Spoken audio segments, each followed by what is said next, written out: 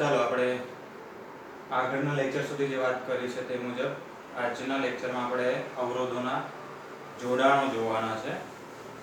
બીજા ચેપ્ટરમાં આપણે કેપેસિટરના શ્રેણી અને સમાંતર જોડાણો વિશે અભ્યાસ કરી ગયા કે પરિપથમાં અલગ અલગ મૂલ્યના કેપેસિટર અથવા તો અવરોધોના ઉપયોગ આવી શકતો હોય છે. તો ત્યારે જે મૂલ્યનો અવરોધ જોતો હોય અથવા તો કેપેસિટર જોતું હોય તે દરેક મેન્યુફેક્ચર કંપની બનાવતી નથી હોતી. અમુક જે સ્ટાન્ડર્ડ વેલ્યુ છે તેના કેપેસિટર અથવા તો અવરોધો મળતા હોય, આપણે જરૂરિયાત અનુસાર તેના જોડાણો કરીને આપણને જે વેલ્યુ જોઈએ છે તે મેળવવાની રહે છે. સો આજે આપણા ટોપિકમાં રહેશે અવરોધોના શ્રેણી અને સમાંતર જોડાણો. સૌપ્રથમ આપણે અવરોધનું શ્રેણી જોડાણ લઈએ. આપણે બીજા ચેપ્ટરમાં કેપેસિટરોના જોડાણ લીધેલા છે એટલે આપણે માત્ર આને હાઇલાઇટ તરીકે જ લેશું, બહુ ડીપમાં નહીં જશું. ત્રણ અવરોધો જેમના અવરોધ અનુક્રમે R1, R2 અને R3 છે તેને આપણે એક બેટરી દ્વારા એ રીતે જોડેલી છે કે જેથી પ્રવાહને વહેવા માટે એક જ માર્ગ એટલે કે એક જ રસ્તો હોય. તો આવા પ્રકારના જોડાણને આપણે શું કહીએ છીએ? શ્રેણી જોડાણ. જેવી રીતે કેપેસિટર્સના જોડાણ લીધેલા ત્યારે આપણે કેપેસિટર્સનું સૂત્ર વાપરતા હતા Q = CV. એવી રીતે અવરોધોનું જોડાણ મેળવવા માટે આપણે ઓહમનો નિયમ વાપરશું V = IR. અહીંયા વહેવા માટે એક જ રસ્તો હોવાથી દરેકે દરેક અવરોધમાં પ્રવાહનું મૂલ્ય સરખું હશે. કેટલું? I જેટલું. એટલે આ સૂત્રમાં I અચળ. જ્યારે R બદલાય છે, R1, R2, R3 એ રીતે R બદલાય છે, તો R બદલાય છે, I અચળ છે માટે V બદલાવાનો. એટલે અવરોધના પહેલા અવરોધના બે છેડા વચ્ચે કઈ વિદ્યુત સ્થિતિમાન અલગ હશે, બીજા અવરોધના બે છેડા વચ્ચે પણ વિદ્યુત સ્થિતિમાન કંઈક અલગ હશે અને ત્રીજા અવરોધના બે છેડા વચ્ચે વિદ્યુત સ્થિતિમાન પણ કંઈક અલગ હશે. આપણે અહીંયા V1 કહીએ, અહીંયા V2 કહીએ અને અહીંયા V3 કહીએ. તો V1 V2 V3 total voltage થવા જોઈએ બેટરીના. એટલે પહેલું સમીકરણ આપણું લેવાશે V V1 V2 V3. આ સમીકરણમાં ઓહમનો નિયમ વાપરો. સો V શું મુકાય? IR મુકાય. V1 બરાબર શું મુકાશે? IR1. V2 બરાબર IR2. એ રીતે બધી ટર્મ બનશે. I અચળ હોવાથી બધા અવરોધોમાંથી પસાર થતો જે પ્રવાહ છે તે આપણે I સરખો રાખેલો છે. I ને કોમન લઈ લેવું અને પછી કેન્સલ આઉટ કરો તો તમને અવરોધનું સૂત્ર મળશે કે જ્યારે આપણે શ્રેણી જોડાણમાં લીધેલો હોય ત્યારે પરિણામી અવરોધ આપણને મળશે બધા અવરોધોના સરવાળા જેટલો. એટલે ધારો કે આનો અવરોધ 2 ઓહમ હોય, આનો 4 હોય અને આનો 3 હોય. સો 2 + 4 કેટલા થયા? 6 + 3 ટોટલ અવરોધ કેટલો થશે? 7.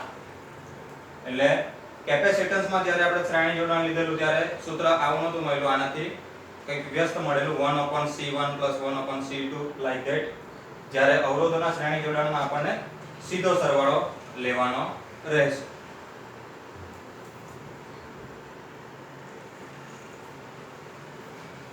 નેક્સ્ટ અવરોધોનું સમાંતર જોડાણ. સો ત્રણ અવરોધોને આપણે એ રીતે જોડેલા છે કે જેથી પ્રવાહને વહેવા માટે અલગ અલગ ત્રણ માર્ગ મળી રહે.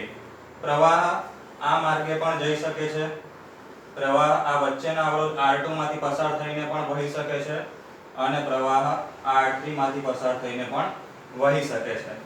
એટલે જોવા જઈએ તો અહીંયા આપણે જે બેટરી જોડેલી હશે એમાંથી જે કુલ પ્રવાહ મળશે એ કુલ પ્રવાહમાંથી અમુક ટકા પ્રવાહ આ અવરોધમાંથી પસાર થશે, અમુક ટકા ભાગ આમાંથી પસાર થશે અને બાકી રહેલો ભાગ R3 માંથી પસાર થશે. એટલે ત્રણે ત્રણ અવરોધની વેલ્યુ પણ અલગ અલગ છે, ત્રણે ત્રણ પ્રવાહની વેલ્યુ પણ અલગ છે, પણ દરેક અવરોધના બે છેડા જે છે તે આપણે ક્યાં જોડેલા છે? બેટરી સાથે. એટલે આ અવરોધના બે છેડાને પણ V જેટલા વોલ્ટેજ આપણે એપ્લાય કરેલા કહી શકાય.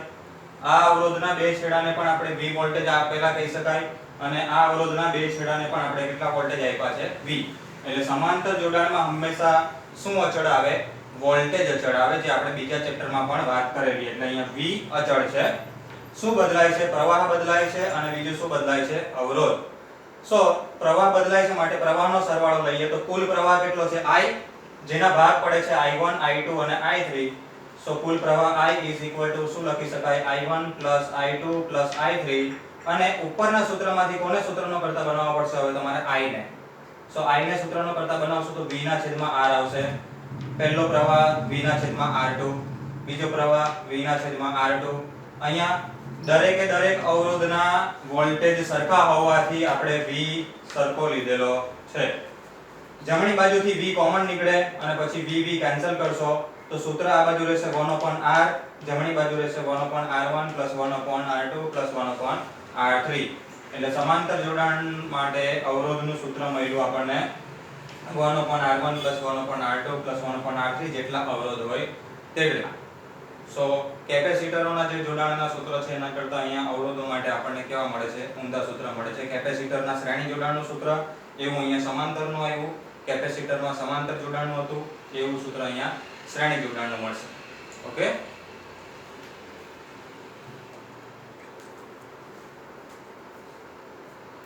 સો આગળ હવે શ્રેણી અને સમાંતર જોડાણને લગતા થોડા ન્યુમેરિકલ્સ જોઈ લઈએ. ક્વેશ્ચન નંબર 14 આપણને એવું કીધું છે કે 20 ઓહ્મ અવરોધ ધરાવતો એક સમાન આડછેદ વાળો તાર છે. એ તારને વાળી દઈને આપણે શું બનાવવાનો છે? વર્તુળાકાર આપવાનો છે. તો તેના કોઈ પણ બે વ્યાસાંત બિંદુઓ વચ્ચેનો અસરકારક અવરોધ શોધો. સો આપણી પાસે એક તાર છે જેનો અવરોધ આપણને આપી દીધેલો છે કેટલા ઓહ્મ? 20. આ તારને મારે શું કરવાનો છે? વાળવાનો છે અને શું બનાવવાનો છે? કેવો શેપ આપવાનો છે? વર્તુળ. અને વર્તુળનો શેપ આપું પછી વર્તુળના કોઈ પણ બે વ્યાસાંત વાળા બિંદુઓ લેવાના છે. ધારો કે આ બિંદુ A, આ બિંદુ B. આ બે બિંદુઓ વચ્ચેનો અસરકારક અવરોધ શોધવાનો છે. તો અહીંયા ડાયાગ્રામ બતાવ્યો છે. આ આપણો 20 ઓહ્મ અવરોધ ધરાવતો તાર છે. એને આપણે કયા શેપમાં વાળી દીધો છે? વર્તુળાકાર શેપમાં વાળી દીધેલો છે. એટલે આખા તારનો અવરોધ કેટલો છે? 20 ઓહ્મ રકમમાં આપ્યો છે. બે વ્યાસાંતે આવેલા બિંદુઓ વચ્ચેનો અવરોધ શોધવાનો છે. એટલે આપણે આ બિંદુને શું નામ આપ્યું? A, આ બિંદુને B. તમારે જ્યારે પણ સમતુલ્ય અવરોધ શોધવાનો હોય ત્યારે આપણે જેવું કેપેસિટરમાં કરતા હતા તેવું જ A પરથી B પર જવાનું. કેટલા રસ્તા છે તે શોધી કાઢવાનું. સો A પરથી B આ બાજુથી પણ જવાય અને આ બાજુથી પણ જવાય. એટલે કેટલા રસ્તા થયા? 2. જેટલા રસ્તા પડે એ પ્રમાણે જોડાણ કયું થશે? સમાંતર. જો એક જ રસ્તો હોય તો શ્રેણી જોડાણ અને અલગ અલગ જેટલા રસ્તા હોય તે બધા કયા જોડાણમાં થાય? સમાંતર. સો આ ઉપરનો અડધો તાર અને નીચેનો અડધો તાર બંને કયા જોડાણમાં આવ્યા? સમાંતર જોડાણમાં. તો આપણે સૂત્ર કયા જોડાણનું વાપરવાનું? સમાંતર જોડાણનું. અવરોધોના સમાંતર જોડાણનું સૂત્ર આપણી પાસે છે 1/r = 1/r1 + 1/r2. અહીંયા બે અવરોધ થયા ને, ઉપરના અડધા તારનો અવરોધ, નીચેના અડધા તારનો અવરોધ. તારનો કુલ અવરોધ કેટલો હતો? 20. તો અડધા તારનો અવરોધ કેટલો થાય? 10. એટલે અહીંયા લખેલું છે r1 = r2 = કેટલા? 10. r1 અને r2 ની જગ્યાએ આપણે 10 મૂકી દઈએ અને પછી લસા લઈને કેલ્ક્યુલેશન કરીએ. સો 1/r આવે 2/10. પણ આ કોની કિંમત મળી? 1/r ની. આપણે અવરોધ શોધવાનો છે એટલે અહીંયા વ્યસ્ત લેવાનું નહીં ભૂલવાનું. સો 1/r નો વ્યસ્ત લેશો તો r, આ બાજુ 2/10 નો વ્યસ્ત લેશો તો 10/2 એટલે કેટલા આવશે? 5.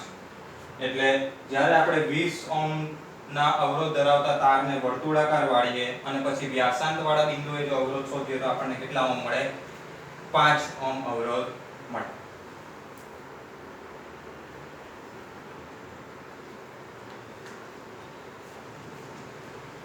Next example. બે અવરોધો છે. પ્રથમ તેને શ્રેણીમાં જોડવાના છે અને ત્યારબાદ સમાંતર જોડવાના છે. જો આ બંને જોડાણો માટેનો સમતુલ્ય અવરોધ અનુક્રમે 9 અને 2 આપી દીધો એટલે શ્રેણીમાં જોડશું ત્યારે આપણને અવરોધ કેટલો મળે છે? 9 ઓહ્મ. અને સમાંતરમાં જોડશું ત્યારે આપણને અવરોધ કેટલો મળે છે? 2 ઓહ્મ. તો બંને અવરોધોના મૂલ્ય કેટલા હશે? એટલે આપણને અવરોધની વેલ્યુ આપી નથી, અજ્ઞાત છે. બે અવરોધો લેવાના છે. એકની વેલ્યુ ધારો કે r1 હોય, બીજાની વેલ્યુ r2 છે. આ બંનેને તમે શેમાં જોડો? શ્રેણીમાં. તો પરિણામી અવરોધ કેટલો મળે છે? 9. અને બંનેને સમાંતર જોડો છો ત્યારે પરિણામી અવરોધ કેટલો મળે છે? 2. સો તમારે આ હિન્ટ વાપરવી પડશે. પહેલા શ્રેણીમાં જોડીએ. આપણે અવરોધોની વેલ્યુ ધારી લીધી છે. શું ધારી છે? r1 અને r2. તો શ્રેણી જોડાણનું સૂત્ર શું આવે? ડાયરેક્ટ સરવાળો. સો r1 + r2 બરાબર કેટલા આપ્યા છે આપણને? તો 9 ઓહ્મ થાય. એટલે આ આપણને પહેલું સમીકરણ મળ્યું. ત્યારબાદ હવે શેમાં જોડવાના છે? સમાંતરમાં. તો બે અવરોધોનું સમાંતર જોડાણનું સૂત્ર શું આવે? તો 1/r1 + 1/r2. Is equal to પરિણામી અવરોધ કેટલો થાય છે 2 એટલે લખ્યું છે 1/2. હવે આને લસા લઈએ તો છેદમાં r1 r2 અંશમાં આવશે r2 r1 ડાબી બાજુ 1/2. આ તમને સમીકરણ નંબર 2 મળ્યું. આ સમીકરણ નંબર 1 હતું, આ સમીકરણ નંબર 2. આગળ તમારે જાતે ઉકેલવાનું છે. શું કરશો તમે? r1 r2 બરાબર 9 છે એને અહીંયા અંશમાં મુકાશે. સો અહીંયા 9 આવશે અને ડાબી બાજુ શું છે 1/2. ત્યારબાદ તમે r1 r2 ને આ બાજુ લઈ જશો એટલે r1 r2 ગુણ્યા 1 કરશો એટલે કેટલા આવશે r1 r2 અને આ 2 ને આ બાજુ લાવશો તો 2 ગુણ્યા કેટલા છે 9 તો આ બાજુ કેટલા આવશે 18. એટલે તમને મળશે r1 r2 બરાબર કેટલા મળશે 18. એમાંથી r1 ને સૂત્રનો કરતા બનાવી લઈ અને આમાં મૂકી દેજો તો તમને કોઈ એકની વેલ્યુ મળી જશે. એટલે આગળ જતા તમારે લોપની રીત કરો કે આદેશની રીત કરો, તમારે બે સમીકરણોને ઉકેલવાના છે.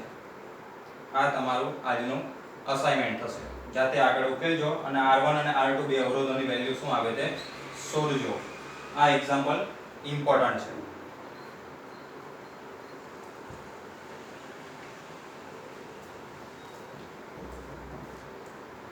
એના જેવો જ એક્ઝામ્પલ સમાન અવરોધ. આમાં અવરોધોનું મૂલ્ય સમાન આપી દીધું. આગળના એક્ઝામ્પલમાં આપણને વેલ્યુ નહોતી આપી અને અલગ અલગ હતી, પણ આમાં કહી દીધું કે સમાન અવરોધ કેટલા r ધરાવતા ટોટલ કેટલા અવરોધો લેવાના છે n. કઈ રીતે જોડવા પડે કે જેથી એની વેલ્યુ કેટલી મળે મહત્તમ મળે અને પછી પૂછ્યું છે કે લઘુત્તમ મળે. પછી આગળ સવાલ પૂછ્યો છે કે મળતા મહત્તમ અને લઘુત્તમ અવરોધોનો ગુણોત્તર પણ શોધો. એટલે પહેલા આપણે પહેલો પ્રશ્ન સોલ્વ કરીએ. આપણી પાસે ટોટલ કેટલા અવરોધો છે n જેટલા અવરોધો છે. દરેક અવરોધ એક સરખો અવરોધ ધરાવે છે. કેટલો અવરોધ ધરાવે છે r. સૌપ્રથમ તમારે આ અવરોધોને એ રીતે જોડવાના કે પરિણામી અવરોધનું મૂલ્ય મેક્સિમમ મળે. મેક્સિમમ ક્યારે મળે? જ્યારે સીધો સરવાળો કરો તો. બે પ્રકારના જોડાણ છે તમારી પાસે, એક શ્રેણી જોડાણ છે અને એક સમાંતર જોડાણ છે. તો તમે શ્રેણીમાં જોડશો તો સીધો સરવાળો થશે એટલે r કેટલી વાર ટોટલ કેટલા અવરોધ છે n અવરોધ છે એટલે ટોટલ કેટલી ટર્મ આવશે n. સો આ શ્રેણી જોડાણ માટેનો અવરોધ એ મહત્તમ મળ્યો એટલે મેં લખેલું છે r મેક્સિમમ. કેટલી વાર r આવ્યા n વાર એટલે આપણે લખેલું છે અહીંયા nr. એટલે આ આપણે મહત્તમ મૂલ્ય શોધી કાઢ્યું. મહત્તમ મૂલ્ય કેટલું મળ્યું? r મેક્સિમમ બરાબર n * r જેટલું મળ્યું. હવે લઘુત્તમ કેટલું મળશે અને કયું જોડાણ વાપરવું પડશે? તો લઘુત્તમ અવરોધ મેળવવા માટે આપણે કયું જોડાણ વાપરવું પડે? સમાંતર જોડાણ વાપરવું પડે, જેનું સૂત્ર આપણી પાસે છે 1/r1 + 1/r2 + 1/r3. એવી રીતે પણ બધાની વેલ્યુ સરખી લેવાની છે એટલે બધે r જ મૂકેલા છે. આ ટર્મ પણ કેટલી વાર આવશે? n વાર, કારણ કે કુલ કેટલા અવરોધો છે n. ઓકે, તો ડાબી બાજુ હવે આ જે પરિણામી અવરોધ મળશે તે લઘુત્તમ મળશે એટલે r મિનિમમ લખ્યો છે. આ બાજુ લસા r છે જ, ઉપર 1 + 1 + 1 કેટલી વાર n વાર કરશો તો n આવશે. એટલે સમીકરણ બનશે 1/r મિનિમમ = n/r. હવે અહીંયાથી વ્યસ્ત લેવ તો r મિનિમમ = r/n. એટલે આપણને લઘુત્તમ અવરોધ મળ્યો r/n અને મહત્તમ અવરોધ મળ્યો n × r.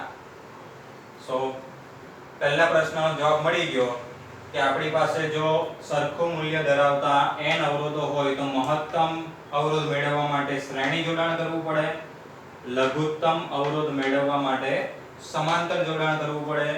ત્યારબાદ પ્રશ્ન એવો છે કે જે મળે છે તમને મહત્તમ અને લઘુત્તમ અવરોધ એમનો શું લેવાનો છે? ગુણોત્તર. તો મહત્તમ અવરોધ આપણને કેટલો મળ્યો? nr અને લઘુત્તમ અવરોધ કેટલો મળ્યો? r/n. આ બંનેનો ગુણોત્તર લઈ લેવો એટલે r maximum / r minimum. r maximum ની વેલ્યુ છે nr મૂકી દીધી આપણે. r minimum ની વેલ્યુ મૂકી દીધી. છેદનો છેદ અંશમાં જશે એટલે n × n એટલે કેટલા થશે? n². r as it is અને આ r as it is cancel out કરો તો જવાબ આવ્યો n². એટલે મળતું આપણને પરિણામી જે મેક્સિમમ અવરોધ મળે છે ભાગ્યા મિનિમમ અવરોધ મળે છે એનો ગુણોત્તર n² આવ્યો. હવે આ n ની જગ્યાએ કોઈ આંકડો આપી દે કે એક સરખો અવરોધ ધરાવતા 10 અવરોધો જોડો. કેટલા અવરોધો? 10. તો મળતા મહત્તમ અને લઘુત્તમ અવરોધનો ગુણોત્તર કેટલો? તો મિત્રો n ની જગ્યાએ કેટલા મૂકવાના તમારે? 10. તો 10 નો વર્ગ એટલે જવાબ આવશે તમારો 100. મહત્તમ અને લઘુત્તમ અવરોધનો ગુણોત્તર કેટલો આવશે? 100. એવી રીતે અહીંયા 5 આવે તો 5 નો વર્ગ, જવાબ કેટલો આવ્યો? 25. અને જો આનાથી ઊંધું પૂછે કે મળતા લઘુત્તમ અને મહત્તમ અવરોધનો ગુણોત્તર કેટલો, આ આપણને કોનો પૂછેલો છે? મહત્તમ અને લઘુત્તમનો. તમને પહેલા લઘુત્તમ શબ્દ આવે અને પછી મહત્તમ, તો આનો વ્યસ્ત લઈ લેવાનો, તો 1/n² આવશે. ઓકે, સો આ સૂત્ર આપણે સાબિત કર્યું છે. MCQ માં કોઈ જગ્યાએ આનો ઉપયોગ આવી શકે, એટલે ધ્યાનમાં રાખજો.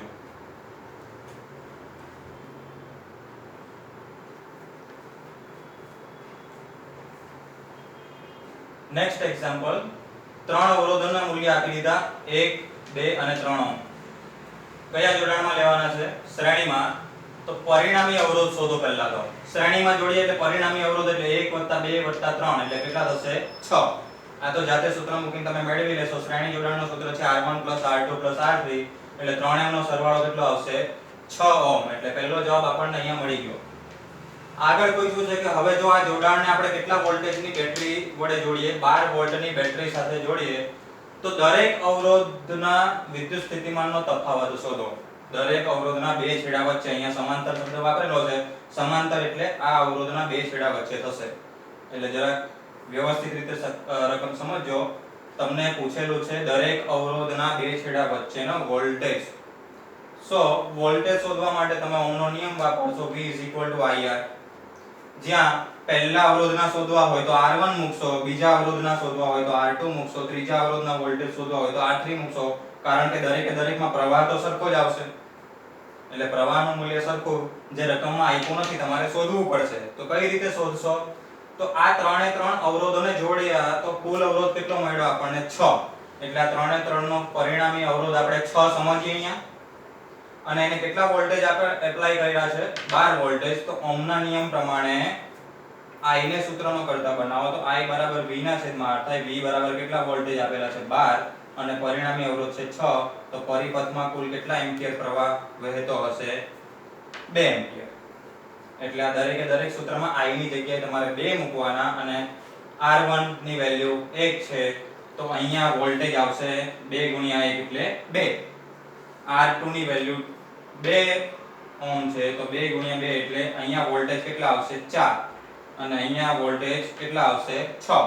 એટલે સરવાળો જોઈએ તો 2 + 4 + 6 જોઈ લો 12 થઈ ગયા. આના 2 આના 4 એટલે ટોટલ 6. 6 ને 6 12. એટલે ટોટલ 12 વોલ્ટેજ આપડા આવી ગયા. આ રીતે ટેલી કરી લેવાનું. સો આઈડિયા આવી ગયો છે. આપણે પરિણામી અવરોધ શોધ્યો અને પરિણામી અવરોધને મૂકીને આપણે પ્રવાહ શોધી શકીએ. અને ત્યારબાદ શ્રેણી જોડાણ હોવાથી વોલ્ટેજ અલગ અલગ આવશે તો વોલ્ટેજના સૂત્રમાં અવરોધની અલગ અલગ વેલ્યુ મૂકીને આપણે દરેકે દરેક અવરોધના બે છેડા વચ્ચેના વિદ્યુત સ્થિતિમાન પણ શોધી શકીએ.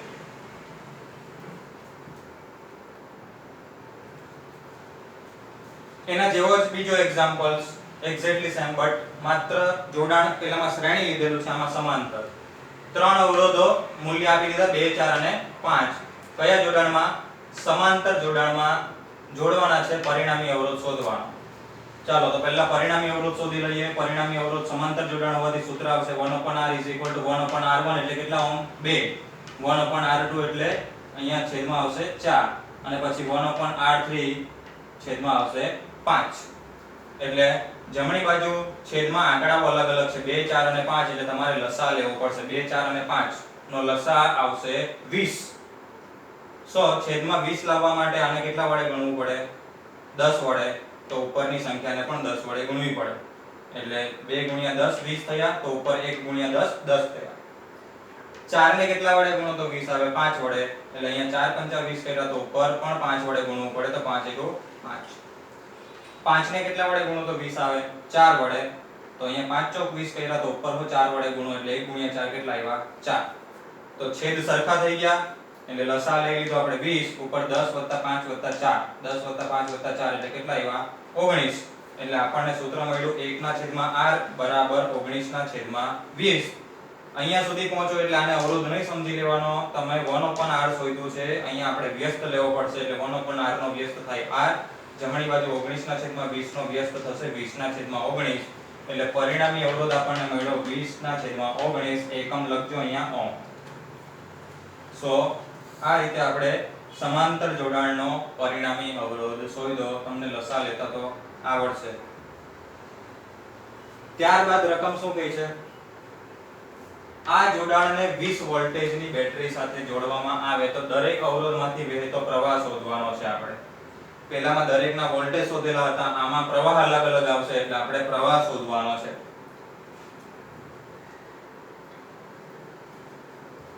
પ્રવાહ આપણને ઓહ્મના નિયમની મદદથી મળી જશે. ઓહ્મના નિયમમાં પ્રવાહને સૂત્રનો કરતા બનાવો તો I = V/R થાય, જ્યાં બધા માટે V એટલે કે વોલ્ટેજ તો સરખા જ છે એટલે બધા સૂત્રમાં V જ છે. બદલાય છે શું? અવરોધ બદલાય છે. સો પહેલા V એટલે કેટલા વોલ્ટેજ આપણે એપ્લાય કર્યા છે 20 R1 ની વેલ્યુ છે 2 એટલે 20/2 એટલે કેટલા એમ્પિયર 10. પછી V/R2 એટલે 20/4 એટલે કેટલા એમ્પિયર 5 એમ્પિયર. પછી V/R3 એટલે 20/5 બરાબર કેટલા એમ્પિયર 4 એમ્પિયર. એટલે આપણને ત્રણે ત્રણ અવરોધોમાં પ્રવાહ પણ મળી ગયો. પહેલા અવરોધમાં એટલે કે કેટલા ઓહ્મમાં 2 ઓહ્મમાં પ્રવાહ છે 10 એમ્પિયર, 4 ઓહ્મમાં છે 5 એમ્પિયર અને 5 ઓહ્મમાં છે 4 એમ્પિયર. આ એક્ઝામ્પલ ને જરા ધ્યાનથી જોશો તો તમને આઈડિયા આવશે કે જેનો અવરોધ ઓછો છે, જોઈ લો 2, 4 અને 5 માં સૌથી નાની વેલ્યુ કોની? 2 ઓહ્મ વાળાની. તો એમાં પ્રવાહનું મૂલ્ય મેક્સિમમ છે 10 એમ્પિયર. આનો અવરોધ 2 ઓહ્મ કરતા વધારે છે તો એના કરતા પ્રવાહ ઓછો છે. અને આનો અવરોધ મહત્તમ છે તો ત્યાં પ્રવાહ લઘુત્તમ છે. એટલે અવરોધ જેટલો વધારે પ્રવાહ એટલો ઓછો, અને અવરોધ જેટલો ઓછો એટલો પ્રવાહનું મૂલ્ય કેવું મળશે? વધારે.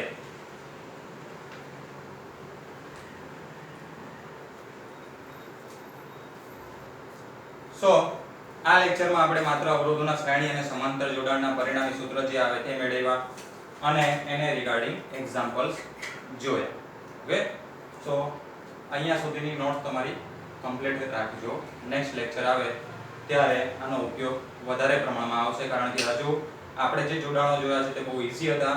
હજુ કોમ્પ્લિકેટેડ પરિપથો આપણા આવશે ત્યારે શ્રેણી અને સમાંતર જોડાણના જે કન્સેપ્ટ આપણે કેપેસિટર વાળામાં સમજેલા હતા કે રસ્તાઓ જોતા જવાના, જેટલા અલગ અલગ રસ્તાઓ તેટલા સમાંતરમાં આવશે, અને જો એક જ વે હોય તો આગળ બધું શ્રેણીમાં કહેવાય.